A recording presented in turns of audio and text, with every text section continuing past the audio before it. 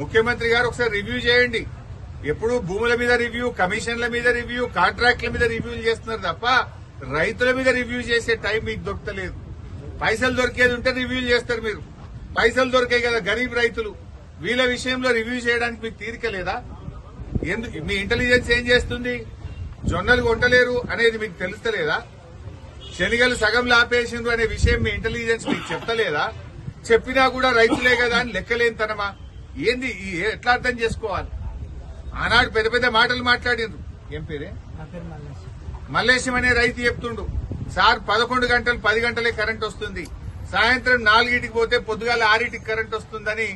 ఇవాళ మల్లేశం రైతు పొద్దున 8కి వస్తుంది, పొద్దున 8కి కరెంట్ వస్తుందని మల్లేశం అనే రైతు కూడా ఇవాళ చెప్తా ఉన్నాడు.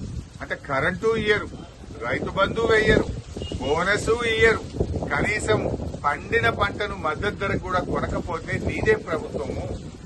నువ్వు కాంట్రాక్టర్లకు, బినామీల కోసమో, మధ్య దళారుల కోసమో, బ్రోకర్ల కోసమో, పైరవికారుల కోసం ఉందా నీ ప్రభుత్వం? రైతుల కోసం ఉందా?